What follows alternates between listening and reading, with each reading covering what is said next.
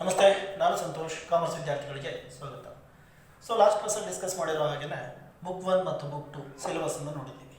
ಈಗ book 1 class 12 book 1 chapter number 2ನ discussion ಮಾಡೋಣ ಮತ್ತು ಇದನ್ನು ಕಲಿತಾ ಹೋಗೋಣ. ಇದು ಪ್ರಾಫಿಟ್ ಆರ್ಗನೈಸೇಷನ್ನು. ನೀವು ಫಸ್ಟ್ PUCನಲ್ಲಿ ಕಲ್ತಿರೋದು ಕೂಡ ಪ್ರಾಫಿಟ್ ಆರ್ಗನೈಸೇಷನ್ ಆಗಿರೋದ್ರಿಂದ ನೀವು ಕಲಿಯೋದಕ್ಕೆ ಸ್ವಲ್ಪ ಈಸಿ ಆಗುತ್ತೆ. ಆ ಕಾರಣಕ್ಕೋಸ್ಕರ ಮೊದಲನೇದಾಗಿ ನಾನು ಚಾಪ್ಟರ್ ನಂಬರ್ 2ನ ಸೆಲೆಕ್ಷನ್ ಮಾಡ್ಕೊಂಡಿದ್ದೀನಿ. Chapter number 2 accounting for partnership basic concepts. Accounting for partnership ಹಾಗಾದರೆ ಫಸ್ಟ್ PUನಲ್ಲಿ ಕಲ್ತಿದ್ದು accounting for sole trading concept. ಇದು ಅಕೌಂಟಿಂಗ್ ಫಾರ್ ಪಾರ್ಟ್ನರ್ಶಿಪ್. ಅಲ್ಲೂ ಕೂಡ ಬೇಸಿಕ್ ಕಲ್ತಿದ್ರಿ, ಇಲ್ಲೂ ಕೂಡ ಬೇಸಿಕ್ ಕಾನ್ಸೆಪ್ಟ್ಸನ್ನು ಕಲ್ತಿದ್ರಿ. ಏನು ಅಂದರೆ ಅದರ ಅರ್ಥ ಜರ್ನಲ್, ಲೆಡ್ಜರ್, ಫೈನಾನ್ಷಿಯಲ್ ಸ್ಟೇಟ್ಮೆಂಟಿನ ಒಂದೆರಡು ಪಾರ್ಟ್ಗಳನ್ನು ಕಲಿತಾ ಹೋಗ್ತೀವಿ ಮತ್ತು ಪಾರ್ಟ್ನರ್ಶಿಪ್ ಬಿಸ್ನೆಸ್ಗೆ ಸಣ್ಣ ಪುಟ್ಟ ಗೊತ್ತಿರುವಂತಹ ಒಂದೆರಡು ಕ್ಯಾಲ್ಕುಲೇಷನ್ಸನ್ನು ಮಾಡ್ತೀವಿ. ಅಂದರೆ examination point of view online ಕ್ಲಾಸಸ್ಸನ್ನು ನಾನು ಮಾಡ್ತಾ ಇರೋದ್ರಿಂದ ಎಕ್ಸಾಮ್ಗೆ ಸಂಬಂಧಪಟ್ಟಂಗೆ ಮತ್ತು ಇದರ ಥಿಯರಿನ ಸ್ವಲ್ಪ ಮಟ್ಟಿಗೆ ನಾನು ನಿಮಗೆ ಹೇಳ್ತಾ ಹೋಗ್ತೀನಿ. ಪಾರ್ಟ್ನರ್ಶಿಪ್ ಅಂತಂದರೆ ಸೆಕ್ಷನ್ 4 ಪ್ರಕಾರ, ಸೆಕ್ಷನ್ 4 ಇಂಡಿಯನ್ ಆ್ಯಕ್ಟಲ್ಲಿ ಹೇಳಿರುವಂತಹದ್ದು the relation between persons who have agreed to share the profits. ಯಾರಾದ್ರೂ ಒಂದು ಇಬ್ಬರು ಅಥವಾ ಇಬ್ಬರಿಗಿಂತ ಹೆಚ್ಚು ಜನ ಇರುವಂತಹ ಮನುಷ್ಯರು ಏನಾದರೂ ಒಂದು ಬಿಸ್ನೆಸ್ಸನ್ನು ಮಾಡಿಬಿಟ್ಟು ಅದರಿಂದ ಬರೋ ಲಾಭ ಅಥವಾ ನಷ್ಟವನ್ನು ಹಂಚಿಕೆ ಮಾಡ್ಕೋಬೇಕು ಅಂತ ಒಂದು ಒಪ್ಪಂದಕ್ಕೆ ಬಂದರೆ, ಅಗ್ರಿಮೆಂಟ್ಗೆ ಬಂದರೆ ಅಂತಹ ಬಿಸ್ನೆಸ್ಸನ್ನು ಪಾರ್ಟ್ನರ್ಶಿಪ್ ಬಿಸ್ನೆಸ್ ಅಂತ ಕರಿತೀವಿ. ಮತ್ತು ಇಲ್ಲೊಂದು ವರ್ಡ್ ಸೇರಿಸಿದರೆ carried on by all are any of them acting for all ಅಂತ ಹೇಳ್ಬಿಟ್ಟು. Carried on by all are any of them acting for all ಅಂತಂದ್ರೆ ಏನು? Carried on by all means when the persons entered into an agreement after the construction of a partnership business, either the partnership business operations are carried by all the people, means the decision of the partnership business may be taken by all of them or any one of them on behalf of other persons ಅಂತ ಅರ್ಥ. ಅಂದರೆ ಇದರ ಅರ್ಥ ಇಷ್ಟೇ, ಹೇಳ್ತೀನಿ ಕನ್ನಡದಲ್ಲಿ ನೋಡಿ. ಒಂದು ಪಾರ್ಟ್ನರ್ಶಿಪ್ ಬಿಸ್ನೆಸ್ಸನ್ನು ಇವರು ಸ್ಥಾಪನೆ ಮಾಡಿದ್ಮೇಲೆ ಒಂದು 3 ಜನ ಇರ್ತಾರೆ ಅಂತ ಅಂದ್ಕೊಳ್ಳಿ. ಆ 3 ಜನ ಪಾರ್ಟ್ನರ್ಸ್ ಆಗಿರುವಂಥವ್ರು ಯಾರು ಇರ್ತಾರೆ, ಅದರಲ್ಲಿ ಎಲ್ಲರೂ ಬಂದು ಬಿಸ್ನೆಸ್ ಆಪರೇಷನ್ಸ್ ಮಾಡಬೇಕು ಅಂತಿಲ್ಲ, ಎಲ್ಲರೂ ಬಂದು ಬಿಸ್ನೆಸ್ ಆಕ್ಟಿವಿಟಿಯಲ್ಲಿ ಪಾಲ್ಗೊಳ್ಬೇಕು ಅಂತ ಏನು ರೂಲ್ಸ್ ಇಲ್ಲ. ಯಾರಾದರೂ ಒಬ್ಬರು ಬಿಸ್ನೆಸ್ನಲ್ಲಿ ಇರುವಂಥವ್ರು ಡಿಸಿಷನ್ಸನ್ನು ತಗೊಂಡು, ನಿರ್ಧಾರಗಳನ್ನು ತಗೊಂಡು ಬಿಸ್ನೆಸ್ಸನ್ನು ನಡೆಸ್ಕೊಂಡು ಹೋಗ್ಬೋದು. ಅದು ಎಲ್ಲರಿಗೂ ಕೂಡ ಸಂಬಂಧಪಟ್ಟಿರುತ್ತೆ ಹೊಣೆಗಾರಿಕೆಯಾಗಿ. ಅದೇ ರೀತಿಯಲ್ಲಿ ಎಲ್ಲರೂ ಕೂಡ ಬರಬಹುದು, ಬರಬೇಕು ಅಂತಿಲ್ಲ, ಬಟ್ ಬರಬಹುದು. ಎಲ್ಲರೂ ಬಂದು ಬಿಸ್ನೆಸ್ಸನ್ನು ಮಾಡಬಹುದು, ಬಿಸ್ನೆಸ್ನಲ್ಲಿ ನಿರ್ಧಾರವನ್ನು ತೆಗೆದುಕೊಳ್ತಾ ಹೋಗ್ಬೋದು. ಹಾಗಾಗಿ ಎಲ್ಲರೂ ಬಿಸ್ನೆಸ್ನಲ್ಲಿ ಇನ್ವಾಲ್ವ್ ಆಗಿ ಕೆಲಸ ಮಾಡಿದರೂ ಅಷ್ಟೇ, ಯಾರಾದರೂ ಒಬ್ಬ ಕೆಲಸ ಮಾಡಿ ಉಳಿದವರು ದುಡ್ಡು ಹಾಕ್ಬಿಟ್ಟು ಲಾಭ ನಷ್ಟಕ್ಕೆ ಅಗ್ರಿಮೆಂಟ್ಗೆ ಎಂಟ್ರಿ ಆದರೂ ಅಷ್ಟೇ, ಅಂತಹ ಬಿಸ್ನೆಸ್ಸನ್ನು ನಾವೇನಂತ ಕರಿತೀವಿ? ಪಾರ್ಟ್ನರ್ಶಿಪ್ ಬಿಸ್ನೆಸ್ ಅಂತ ಕರಿತೀವಿ. ಪಾಲುದಾರಿಕೆ ಸಂಸ್ಥೆ, ಇಬ್ಬರಿಗಿಂತ ಜಾಸ್ತಿ ಜನ ಸೇರಿ ಮಾಡುವಂತಹ ಬಿಸ್ನೆಸ್ ಆಗಿರುತ್ತೆ. ಅದು ಪಾರ್ಟ್ನರ್ಶಿಪ್ಪಿನ ಮೀನಿಂಗ್, ಸಿಂಪಲ್ ಆಗಿ. Next one partners. ಪಾರ್ಟ್ನರ್ಸ್ ಅಂದರೆ ಯಾರು? ಮೊದಲನೇದಾಗಿ ಕನ್ನಡದಲ್ಲಿ ಹೇಳಿ ಮುಗಿಸ್ಬಿಡ್ತೀನಿ.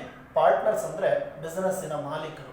They are the owners of the business who contributed capital into partnership business. Partnership ಬಿಸ್ನೆಸ್ಗೆ ಬಂಡವಾಳವನ್ನು ಕೊಟ್ಟು ಎಂಟ್ರಿ ಆಗಿರೋ ಬಿಸ್ನೆಸ್ ಮಾಡೋದಕ್ಕೆ ಅವ್ರನ್ನ ನಾವೇನಂತೀವಿ? ಪಾರ್ಟ್ನರ್ಸ್ ಅಂತೀವಿ. ಸೋಲ್ ಟ್ರೇಡಿಂಗ್ ಕನ್ಸರ್ನಲ್ಲಾದರೆ ಏನಂತ ಕರಿತೀವಿ? ಪ್ರೊಪ್ರೈಟರ್ ಅಂತ ಕರಿತೀವಿ, ಮಾಲೀಕನನ್ನು. ಆದರೆ ಇಲ್ಲಿ ಒಬ್ಬರಿಗಿಂತ ಹೆಚ್ಚು ಜನ ಇರ್ತಾರಲ್ವ ಬಂಡವಾಳ ಹಾಕಿದ್ರು, ಎಲ್ಲರೂ ಮಾಲೀಕರೇ. ಮಾಲೀಕರಿಗೆ ನಾವು ಪಾರ್ಟ್ನರ್ಶಿಪ್ ಬಿಸ್ನೆಸ್ನಲ್ಲಿ ಯಾವ ಹೆಸರಿನಿಂದ ಕರಿತೀವಿ? ಪಾರ್ಟ್ನರ್ಸ್ ಅನ್ನೋ ಹೆಸರಿನಿಂದ ಕರಿತೀವಿ. Partners are the owners of the business. And partners persons who have entered in to partnership with one another or individually called partners.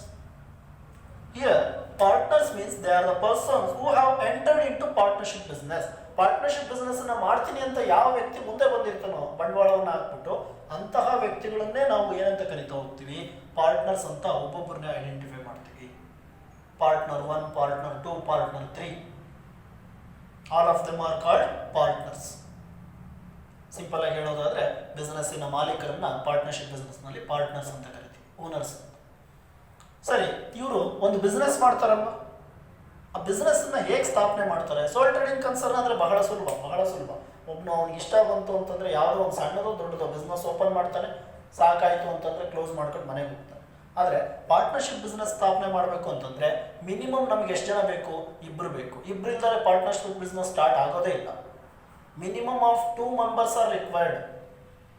And more numbers. ಇಬ್ಬರಿಗಿಂತ ಜಾಸ್ತಿ ಇರಬಹುದು, ಬಟ್ ಮಿನಿಮಮ್ ಎಷ್ಟಿರಬೇಕು? ಇಬ್ಬರು ಇರಬೇಕಾಗುತ್ತೆ.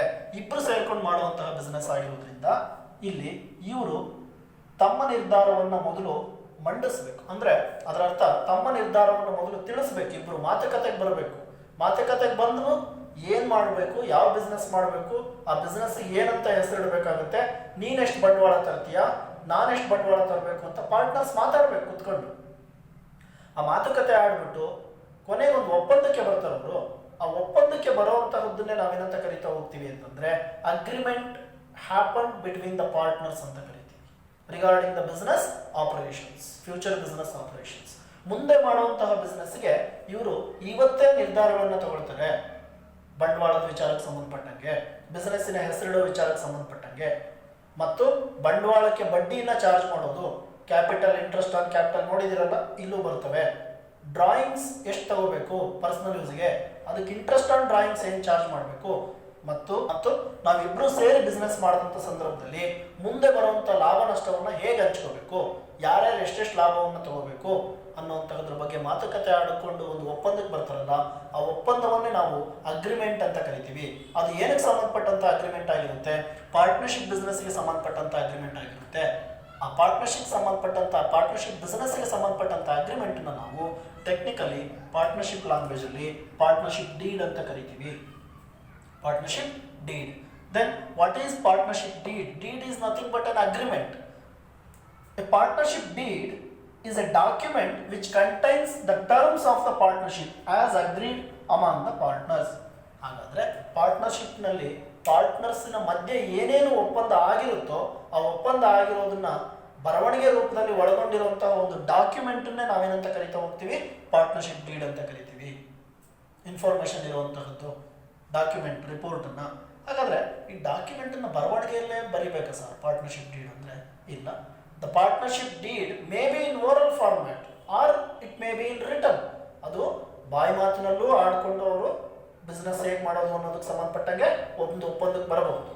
ಅಥವಾ ಅವರಿಬ್ಬರಲ್ಲಿ ಅಷ್ಟೊಂದು ವಿಶ್ವಾಸ ಇಲ್ಲ ಅಂತಂದರೆ, ಅಥವಾ ಮುಂದೆ ಕಾಲ ಯಾಕೆ ಬೇಕು, ಯಾವ ರೀತಿ ಬರುತ್ತೋ ಇಬ್ಬರಿಗೂ ಸಂಬಂಧಪಟ್ಟಂಗೆ ಡಿಸ್ಪ್ಯೂಟ್ಸ್ ಅಂದರೆ ಘರ್ಷಣೆಗಳಾದರೆ, ಅಂದರೆ ಜಗಳಗಳಾದರೆ ಅವ್ರಿಗೆ ಸಂಬಂಧಪಟ್ಟಂಥ ಬಿಸ್ನೆಸ್ ಮ್ಯಾಟರ್ಸ್ಗೆ, ಸೊ ಅದನ್ನು ಬಗೆಹರಿಸ್ಕೊಳ್ಬೇಕಲ್ವಾ.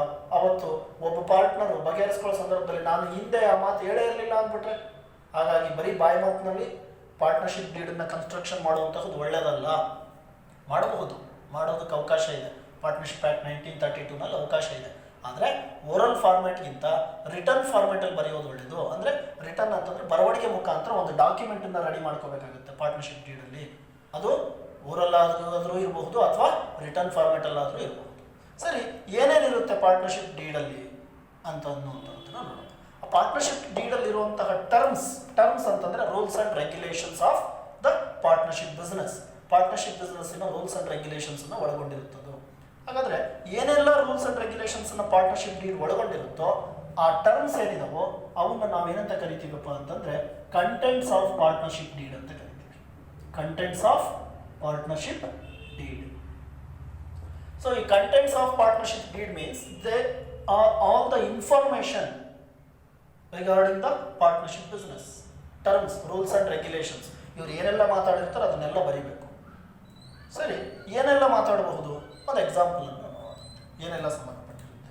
ಸೊ ಮೊದಲನೇದಾಗಿ ಪಾರ್ಟ್ನರ್ಶಿಪ್ ಡೀಡಲ್ಲಿ ಅವರು ಯಾರ್ಯಾರು ಬಿಸ್ನೆಸ್ ಮಾಡಬೇಕು ಅನ್ನೋಂತಹದ್ದನ್ನ ನಿರ್ಧಾರ ಮಾಡಬೇಕು. ಅಂದರೆ ಇಬ್ಬರು ಮಾಡಬೇಕು ಬಿಸ್ನೆಸ್ಸನ್ನು, ಓನರ್ಗಳಾಗಿ ಇಬ್ಬರು ಬಂಡವಾಳ ಹಾಕಬೇಕು, 3 ಜನ ಬಂಡವಾಳ ಹಾಕಬೇಕು ಅನ್ನೋಂತಹದ್ದನ್ನು ನೋಡಿದಾಗ ಮಿನಿಮಮ್ ಸದ್ಯಕ್ಕೆ ಒಂದು ಇಬ್ಬರನ್ನ ತಗೊಂಡು ಇಬ್ಬರು ಬಿಸ್ನೆಸ್ ಮಾಡಬೇಕು ಅಂತ ಇದ್ದಾರೆ. ಅವರ name mister X and mister Y ಅಂತ ಅಂದ್ಕೊಳ್ಳೋಣ. Mister X and mister Y are the persons who entered in to partnership business. ಹಾಗಾಗಿ ಅವ್ರನ್ನೇನೋಣ ಪಾರ್ಟ್ನರ್ಸ್ ಅಂತ ಕರೆಯೋಣವಾ. ಇವನು ಪಾರ್ಟ್ನರ್ 1 ಮಿಸ್ಟರ್ ಎಕ್ಸ್, ಇವನು ಪಾರ್ಟ್ನರ್ 2. ಹಾಗಾದರೆ ಇವರಿಬ್ಬರು ಒಂದು ಮಾತುಕತೆ ಆಡ್ತಾರೆ. ಮುಂದೆ ಬಿಸ್ನೆಸ್ನಲ್ಲಿ ನಾವು ಬರುವಂಥ ಲಾಭ ನಷ್ಟ ಹೇಗೆ ಹಂಚ್ಕೋಬೇಕು, ನಮ್ಮ ರೂಲ್ಸ್ ರೆಗ್ಯುಲೇಷನ್ ನಮ್ಮ ಬಿಸ್ನೆಸ್ಸಿಂದ ಹೇಗಿರಬೇಕು ಅನ್ನುವಂಥದ್ದನ್ನು. ಹಾಗಾದರೆ ಒಂದು ಪಾರ್ಟ್ನರ್ಶಿಪ್ ಡೀಡನ್ನ ಇವರು ಮುಂಚೆನೇ ರೆಡಿ ಮಾಡ್ಕೋಬೇಕು. ಯಾವುದ್ರ ಪ್ರಕಾರ? ಪಾರ್ಟ್ನರ್ಶಿಪ್ ಆ್ಯಕ್ಟ್ 1932 ಪ್ರಕಾರ ಮಾಡ್ಕೊಳ್ತಾ ಹೋಗ್ತಾರೆ. ಏನೇನು ಒಳಗೊಂಡಿರುತ್ತದೋ ಅಂತಂದರೆ ಇವರು ಏನೆಲ್ಲ ಬಿಸ್ನೆಸ್ ಮಾಡ್ತಾರೋ ಅದ್ರ ಮಾಹಿತಿ ಒಳಗೊಂಡಿರಬೇಕಲ್ವ. Say for example contents of partnership deed ಅಂತ ಕರಿತೀವಿ ಇನ್ಫಾರ್ಮೇಶನ್. ಮೊದಲನೇದಾಗಿ ಇವ್ರ ಹೆಸರುಗಳನ್ನ ಇವ್ರು ಬರ್ಕೋಬೇಕು. ಪಾರ್ಟ್ನರ್ಸ್ ಯಾರು ಅಂತ ಗೊತ್ತಾಗ್ಬೇಕಲ್ವ. ಹಾಗಾಗಿ ಯಾಕಂದ್ರೆ ನಾಳೆ ದಿವಸ ಇವರಿಬ್ಬರು ಬಿಸ್ನೆಸ್ ಮಾಡಿದಾಗ ಏನಾದರೂ ಜಗಳ ಬಂದರೆ ಮಿಸ್ಟರ್ ಎಕ್ಸ್ ಅಂದ್ಬಿಡ್ಬೋದು, ನಾನು ಇವನ ಜೊತೆ ಬಿಸ್ನೆಸ್ಸೇ ಮಾಡಿಲ್ಲ, ನಾನು ಒಬ್ಬ ಪಾರ್ಟ್ನರೇ ಅಲ್ಲ ಇವನಿಗೆ ಅಂದ್ಬಿಟ್ರೆ ಕಷ್ಟ ಆಗುತ್ತಲ್ವ. ಹಾಗಾಗಿ ಪಾರ್ಟ್ನರ್ ಹೆಸರುಗಳನ್ನು ಬರೀಬೇಕು. ಮತ್ತು ಇದರಲ್ಲಿ ಬರೆದಿರೋರು ಮಾತ್ರ ಪಾರ್ಟ್ನರ್ಸ್ ಈ ಬಿಸ್ನೆಸ್ಗೆ, ಬೇರೆಯವ್ರು ಯಾರೂ ಆಗಿರಲ್ಲ. So name of the partners, name of the partners. Example, mister X and mister Y are partners of this particular business. Next name ಒಂದಿದ್ರೆ ಸಾಕಾ? ಇಲ್ಲ, address of the partners. Next ಅವರು ಅಡ್ರೆಸ್ಗಳನ್ನು ಬರ್ಕೋಬೇಕು ಬಿಸ್ನೆಸ್ಸಿಗೆ ಸಂಬಂಧಪಟ್ಟಿದ್ದು. ಎರಡನೇದು ನೇಮ್ ಆ್ಯಂಡ್ ಅಡ್ರೆಸ್ ಆದಮೇಲೆ ನೆಕ್ಸ್ಟ್ ಏನಿರುತ್ತೆ ಅಂತಂದರೆ the name of the firm, name of the firm ಅಂತ ಹೇಳ್ಬಿಟ್ಟು ಕರಿತೀವಿ, FIRM. ನೋಡಿ ಏನು ಸರ್ ಫರ್ಮ್ ಅಂತಂದರೆ ಸಂಸ್ಥೆ. ಪಾರ್ಟ್ನರ್ಶಿಪ್ ಬಿಸ್ನೆಸ್ನ ನಾವು ಫರ್ಮ್ ಅಂತ ಕರಿತೀವಿ ಸಿಂಪಲ್ ಆಗಿ. ಫರ್ಮ್ ಅಂದರೆ ಬಿಸ್ನೆಸ್, ಪಾರ್ಟ್ನರ್ಶಿಪ್ ಬಿಸ್ನೆಸ್ ಏನಂತೀವಿ? FIRM, ಫರ್ಮ್ ಅಂತ ಕರಿತೀವಿ. ಆ ಸಂಸ್ಥೆ ಅವ್ರು ಬಿಸ್ನೆಸ್ ಮಾಡಬೇಕು ಅಂತ ಇರ್ತಾರಲ್ಲ, ಆ ಬಿಸ್ನೆಸ್ಗೆ ಏನಂತ ಹೆಸರು ಇಟ್ಟು ಆ ಬಿಸ್ನೆಸ್ನ ಮಾಡ್ತಾರೋ ಅದನ್ನ ನೇಮ್ ಆಫ್ ದ ಫರ್ಮ್ ಅಂತೇಳಿ ಬರ್ಕೋಬೇಕು. So for example X and Y ಮಾಡ್ತಾ ಇರೋದ್ರಿಂದ ಬಿಸ್ನೆಸ್ನ ಅವ್ರು ಈ ರೀತಿನ ಬರೀಬಹುದು. ಏನಂತಂದರೆ ಮೆಸರ್ಸ್ ಅಂತ ಕರಿತೀವಿ ಬಿಸ್ನೆಸ್ ಹೆಸರನ್ನ, ನೇಮ್ ಆಫ್ ದ ಫರ್ಮ್ನ ಈ ರೀತಿ ಇಟ್ಕೊಳ್ತಾರೆ ಅಂತ. ಮೆಸರ್ಸ್, MRS ಅಂದರೆ ಮೆಸರ್ಸ್ ಅಂತೀವಿ. ಮೆಸರ್ಸ್ ಅಂದರೆ ಏನಿಲ್ಲ, ಇಲ್ಲ ಮಿಸ್ಟರ್ ಎಕ್ಸ್ ಮಿಸ್ಟರ್ ವೈ ಅಂತ ಹೇಳಿದೀವೋ ಅದೇ ರೀತಿ ಮೆಸರ್ಸ್ ಅಂತ ಯೂಸ್ ಮಾಡ್ತೀವಿ ಬಿಸ್ನೆಸ್ನ ಹಿಂದೆ, ಹೆಸರಿನ ಹಿಂದೆ. So messrs X and Y enterprises ಬಿಸ್ನೆಸ್ಸಿನ ಹೆಸರು ಈ ರೀತಿಯಲ್ಲಿ ಇಟ್ಕೊಳ್ತಾರೆ ಅವರಿಬ್ಬರದು ಸೇರಿಸಿ. ಅಥವಾ ಬೇರೆ ಯಾವುದಾದ್ರೂ ಹೆಸರು ಇಟ್ಕೋಬೋದು ಅವರು, ಇಂಥದ್ದು ಇಡಬೇಕಂತ ಏನು ರೂಲ್ಸ್ ಇಲ್ಲ. ಅವ್ರ ಹೆಸರು ಇಟ್ಕೋಬೇಕು ಅನ್ನೋದು ಇಲ್ಲ, ಬೇರೆ ಹೆಸರು ಇಡ್ಬೋದು. Okay, messrs X and Y enterprises ಅಂತ ಕರೀತಾರೆ. ಹಾಗಾದರೆ ಇಲ್ಲಿ ಮಿಸ್ಟರ್ ಎಕ್ಸ್ ಮಿಸ್ಟರ್ ವೈ ಯಾರು? ಪಾರ್ಟ್ನರ್ಸ್ ಬಿಸ್ನೆಸ್ಗೆ. Messrs X and Y enterprises ಏನು? ಫರ್ಮ್, ಸಂಸ್ಥೆ. ನೇಮ್ ಆಫ್ ದ ಫರ್ಮ್ ಬಿಸ್ನೆಸ್ಸಿನ ಹೆಸರು, ಇದು ಬಿಸ್ನೆಸ್. ಸೊ ಇಲ್ಲಿ ಓನರ್ಸ್ ಬೇರೆ ಬಿಸ್ನೆಸ್ ಬೇರೆ ಆಗಿದ್ದಾರೆ ಅಲ್ವಾ. ನಾವು ಯಾರು ಲೆಕ್ಕ ಬರೆಯೋಕೆ ಹೊರಟಿದ್ದೀವಿ? ಫಸ್ಟ್ PUC ನಲ್ಲಿ ಹೇಗೆ ಬಿಸ್ನೆಸ್ಸಿನ ಲೆಕ್ಕ ಸೋಲ್ ಟ್ರೇಡಿಂಗ್ ಬರೀತಾ ಇದ್ವು, ಇಲ್ಲೂ ಹಾಗೆ ಪಾರ್ಟ್ನರ್ಶಿಪ್ ಬಿಸ್ನೆಸ್ ಅಂತ ಬರೀತೀವಿ. Okay, so name of the firm ಆಯಿತು. ನೆಕ್ಸ್ಟು ಮೂರನೇ ಪಾಯಿಂಟ್, ಹೇಳ್ತಾ ಹೋದರೆ ಒಂದು 15-20 ಪಾಯಿಂಟ್ ಇದ್ದಾವೆ. ನಾನು ಕೆಲವು ಮಾತ್ರ ನಿಮಗೆ ಇಂಪಾರ್ಟೆಂಟ್ ಇರೋನು ಸ್ವಲ್ಪ ಡಿಸ್ಕಷನ್ ಮಾಡ್ತೀನಿ. ಸೊ ಎಕ್ಸ್ ಆ್ಯಂಡ್ ವೈ ಅನ್ನೋಂಥವ್ರು ನೇಮ್ ಆಫ್ ದ ಫರ್ಮ್ ಏನೋ ಬರೆದ್ರು. ಅಡ್ರೆಸ್ ಆಫ್ ದ ಫರ್ಮು ಬರೀಬೇಕು. ಬರೀ ಅಡ್ರೆಸ್ ಆಫ್ ದ ಪಾರ್ಟ್ನರ್ಸ್ ಇದ್ರೆ ಸಾಕಾಗಲ್ಲ. Name of the firm and the address, ಆ ಫರ್ಮ್ ಬಿಸ್ನೆಸ್ ಎಲ್ಲಿದೆ ಅನ್ನೋದನ್ನು ಕೂಡ ಬಿಸ್ನೆಸ್ನ ಡೀಡಲ್ಲಿ ಬರೀಬೇಕಾಗುತ್ತೆ.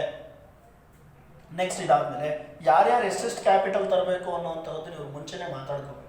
ಸೊ ಒಬ್ಬನು 40,000 ಕೊಡ್ಬೋದು, ಒಬ್ಬನು 30,000 ಕೊಡ್ಬೋದು. 40,000 30,000 ಇದೆ ತಾನೆ. ಆ ರೀತಿಯಲ್ಲಿದ್ದರೆ capital contributed by each partner, capital contribution ಬಗ್ಗೆ ಬರ್ಕೋಬೇಕು ಇವರು ಅಗ್ರಿಮೆಂಟಲ್ಲಿ. ಒಬ್ಬನು ಮಿಸ್ಟರ್ ಎಕ್ಸ್ ಅನ್ನುವಂಥವ್ರು 40,000 ಕೊಟ್ಟಿದ್ದಾರೆ, ಮಿಸ್ಟರ್ ವೈ ಅನ್ನುವಂಥವ್ರು 30,000 ಕೊಟ್ಟಿದ್ದಾರೆ ಅಂತ ಬರ್ಕೋಬೇಕಾಗುತ್ತೆ. ಆ್ಯಂಡ್ ಫೋರ್ತ್ ಪಾಯಿಂಟ್ ಏನಪ್ಪ ಅಂತಂದರೆ ಇದನ್ನು ಬಿಟ್ಟು ಡ್ಯೂಟೀಸ್ ಲಯಬಿಲಿಟೀಸ್ ಬಗ್ಗೆ ಮಾತಾಡ್ಕೋಬೇಕಂದ್ರೆ ಯಾರ್ಯಾರು ಏನೇನು ಕೆಲಸ ಮಾಡಬೇಕು. ಎಕ್ಸ್ ಮತ್ತು ವೈ ಇಬ್ಬರು ಪಾರ್ಟ್ನರ್, ಇಬ್ಬರು ಓನರ್ ತಾನೆ ಬಿಸ್ನೆಸ್ಸಿಗೆ.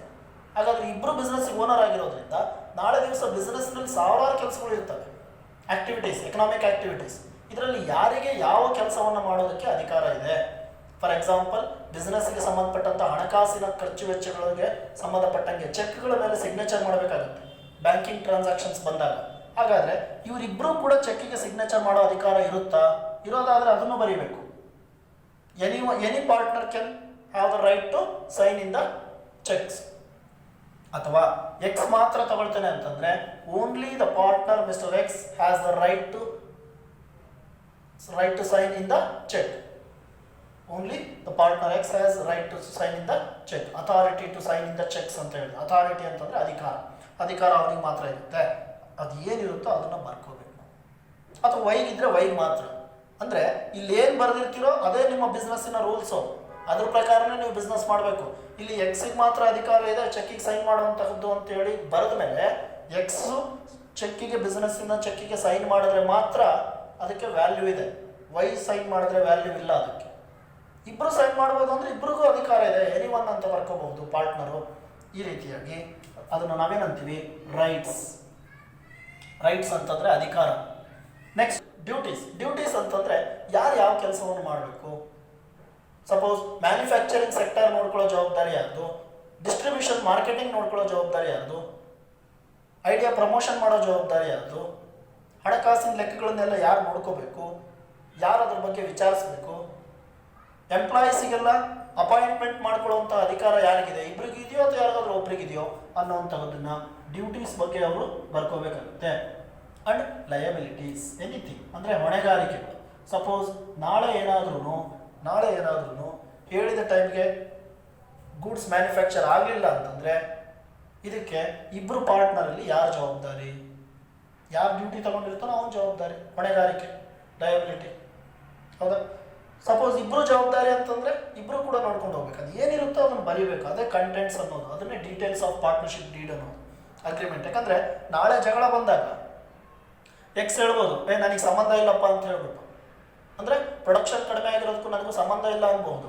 ಆಗ ನಾವು ತೋರಿಸ್ಬೋದಾಗುತ್ತೆ ಬರ್ದಿದ್ರೆ ಇಲ್ಲಿ, ಏನು ನೋಡಪ್ಪ ಇದು ನಿನ್ನದೇ ಲಯಬಿಲಿಟಿ, ಪ್ರೊಡಕ್ಷನ್ಗೆ ಸಂಬಂಧಪಟ್ಟಿದ್ದು ಬರ್ದಿದ್ದೀನಿ ನೋಡಿ ಇಷ್ಟನೇ ಪಾಯಿಂಟಲ್ಲಿ, ಮತ್ತು ನೀನು ಎಲ್ಲಿ ಹೋಗಿದ್ದೆ, ಪ್ರೊಡಕ್ಷನ್ ನೋಡ್ಕೋಬೇಕು ತಾನೆ, ಬಿಸ್ನೆಸ್ ಟೈಮಿಗೆ ಸರಿಯಾಗಿ ಬಂದು, ಆ ರೀತಿ ಕೇಳ್ಬೋದು ನಾವು. ಏನು ಬರದೇ ಇಲ್ಲ ಅಂದರೆ ಕಷ್ಟ ಆಗುತ್ತೆ, ಅದಕ್ಕೆ ನೋಡ್ತೀವಿ.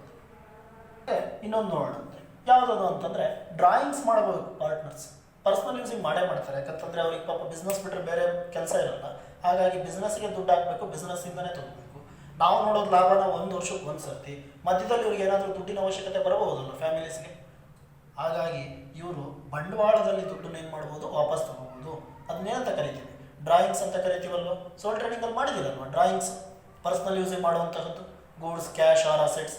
ಇಲ್ಲೂ ಹಾಗೆ ಪಾರ್ಟ್ನರ್ಶಿಪ್ ಬಿಸ್ನೆಸ್ನಲ್ಲಿ ಇಬ್ಬರು ಹಾಕಿರುವಂಥ ಬಂಡವಾಳದಿಂದ ಸ್ವಲ್ಪ ದುಡ್ಡನ್ನ ಅವ್ರಿಗೆ ಬೇಕು ಅಂತಂದರೆ ಪರ್ಸ್ನಲ್ ಆಗಿ ಯೂಸ್ ಮಾಡ್ಕೊಳ್ಳೋ ಅವಕಾಶಗಳು ಇರುತ್ತೆ. ಇರೋದಾದರೆ ಎಷ್ಟು ರೂಪಾಯಿ ತನಕ ಲಿಮಿಟ್ ಇರುತ್ತೆ. ಫಾರ್ ಎಕ್ಸಾಂಪಲ್ ಅವ್ರು ಹಾಕಿರೋ ದುಡ್ಡನ್ನ ಅಷ್ಟು ದುಡ್ಡು ಬಿಸ್ನೆಸ್ಸಿಂದ ವಾಪಸ್ ಪರ್ಸ್ನಲ್ ಯೂಸ್ ಮಾಡಿಬಿಟ್ರೆ ನಾಳೆ ಬಿಸ್ನೆಸ್ ಮಾಡೋಕ್ಕೆ ದುಡ್ಡಿರಲ್ವಲ್ಲ. ಹಾಗಾಗಿ ಒಂದು ಲಿಮಿಟೇಷನ್ ಇರುತ್ತೆ. ಮತ್ತು ಯಾರ್ಯಾರು ಯಾವಾಗ ತಗೋಬಹುದು, ಮ್ಯಾಕ್ಸಿಮಮ್ ಎಷ್ಟು ತಗೋಬಹುದು ಅನ್ನೋದ್ರ ಬಗ್ಗೆ ಏನಾದರೂ ಇದ್ದರೆ ಆ ಮಾಹಿತಿನೂ ನಾವು ಬರೀಬೇಕು. Drawings made by partners, so drawings ಮಾಡೋವಂಥದ್ದು.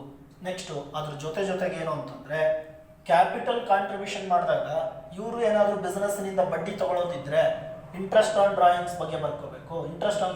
ಇವ್ರು ಏನಾದರೂ ಬಿಸ್ನೆಸ್ಸಿಂದ ಬಡ್ಡಿ ತಗೊಳ್ಳೋದಿದ್ರೆ ಇಂಟ್ರೆಸ್ಟ್ ಆನ್ ಕ್ಯಾಪಿಟಲ್ ಬಗ್ಗೆ ಮಾಹಿತಿಯನ್ನು ಬರೀಬೇಕು. ಅದೇ ರೀತಿ ಇವ್ರು ಡ್ರಾಯಿಂಗ್ಸ್ ಮಾಡಿರ್ತಾರಲ್ಲ ಬಿಸ್ನೆಸ್ನಿಂದ ಹೊರಗಡೆ ದುಡ್ಡು, ಅದ್ರ ಬಗ್ಗೆ ಮಾಹಿತಿ ಬರೀಬೇಕು ಅಂತಂದರೆ ಇಂಟ್ರೆಸ್ಟ್ ಆನ್ ಡ್ರಾಯಿಂಗ್ಸ್ ಬಗ್ಗೆ ಇವರು ಬರೀಬೇಕು. ಅಂದರೆ ಎಷ್ಟು ಪರ್ಸೆಂಟೇಜು ಏನು ಅಂತ ಇದ್ರ ಬಗ್ಗೆ ಇನ್ನೂ ಡೀಟೇಲ್ಸಾಗಿ ಮುಂದೆ ಮಾತಾಡೋಣ. ಸೊ ಈ ರೀತಿಯಾಗಿ ಎಲ್ಲ ಡೀಟೇಲ್ಸನ್ನು ಬರೀಬೇಕಾಗುತ್ತೆ. ಹೌದು ಸರ್ ಎಲ್ಲ ಹೇಳಿದ್ರು, ಮುಖ್ಯವಾಗಿ ಇನ್ನೊಂದು ಬಿಟ್ಟಿದ್ದೀರಲ್ಲ ಅಂತಂದರೆ ಅದನ್ನು ಹೇಳೋಣಂತೆ.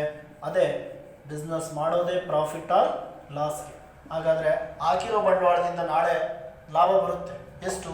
ಒಂದು 50,000 ರೂಪಾಯಿ ಲಾಭ ಬಂದಿದೆ ಅಂತ ಅನ್ಕೊಳ್ಳೋಣ. ನೀವು ಬಿಸ್ನೆಸ್ ಮಾಡಾದ್ಮೇಲೆ ಬಿಸ್ನೆಸ್ಸಿಗೆ ಪ್ರಾಫಿಟ್, ಈ ಪ್ರಾಫಿಟ್ನಲ್ಲಿ ಎಕ್ಸ್ ಎಷ್ಟು ತೊಗೋಬೇಕು, ವೈ ಎಷ್ಟು ತೊಗೋಬೇಕು. Distribution of profit or loss ಸಮ ತಗೋಬೇಕು ಅಂತ ನೀವು ಹೇಳ್ಬೋದು. 25,000 ಸರಿ. ಈಕ್ವಲ್ ಅಂತಂದರೆ ಈಕ್ವಲ್ ಅಂತ ಬರೀಬೇಕು. Partners are eligible to distribute profits or loss equally ಅಂತ ಹೇಳ್ಬಿಟ್ಟು. ಇಲ್ಲ ಒಬ್ಬರು ಜಾಸ್ತಿ ತಗೋಬಹುದು, ಒಬ್ರು ಜಾಸ್ತಿ ಒಬ್ರು ಕಡಿಮೆ. ಅಂದರೆ ಒಬ್ರು 75% ತಗೋಬಹುದು, ಒಬ್ರು 25% ತಗೋಬಹುದು. ಆ ರೀತಿ ಇದ್ರೆ ಅದನ್ನು ಕೂಡ ನಾವು ಬರಿಬೇಕಾಗುತ್ತೆ. ಮಾಹಿತಿಯನ್ನು ಪ್ರತಿಯೊಂದನ್ನು ಕೂಡ ಡೀಟೇಲ್ಸನ್ನು ಬರೀಬೇಕು. ಪ್ರಾಫಿಟ್ ಆರ್ ಲಾಸ್ ಅಲ್ಲಿ ಏನಿರುತ್ತೆ ಅನ್ನುವಂಥದ್ದು ಲಾಭದಕ್ಕೆ ಸಂಬಂಧಪಟ್ಟಿದ್ದಂಗೆ ಹೀಗೆ ಬರಿತಾ ಹೋದರೆ ಒಂದು 15-20 ಪಾಯಿಂಟ್ ಬರ್ತವೆ. ನೀವು ಫಸ್ಟ್ PUC ನಲ್ಲಿ ಕಲ್ತಿದ್ದೀರಿ ಕಂಟೆಂಟ್ಸು. ನಾನು ಜಸ್ಟ್ ಒಂದು 2-3 ಎಕ್ಸಾಂಪಲ್ ಹೇಳಿದೆ.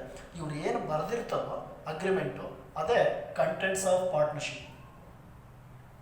ಇದನ್ನು ಎಕ್ಸಾಮಿಗೆ ಕೇಳ್ತಾರೆ. ಒಂದು name any 2 or 3 contents of partnership. Theory ಆಮೇಲೆ ನಾನು ನಿಮಗೆ ಕಳಿಸ್ಕೊಡ್ತೀನಿ. ಓಕೆ, ಈ ಪಾಠ ಕೇಳಿ, ಥಿಯರಿ ಆಮೇಲೆ ಕಳಿಸ್ಕೊಡ್ತೀನಿ ನಾನು. ಕಂಟೆಂಟ್ಸ್ ಆಫ್ ಪಾರ್ಟ್ನರ್ಶಿಪ್ ಅನ್ನೋವಂಥದ್ದನ್ನು ನಾವಿಲ್ಲಿ ಐಡೆಂಟಿಫೈ ಮಾಡಿ ಬರೀಬೇಕಾಗುತ್ತೆ.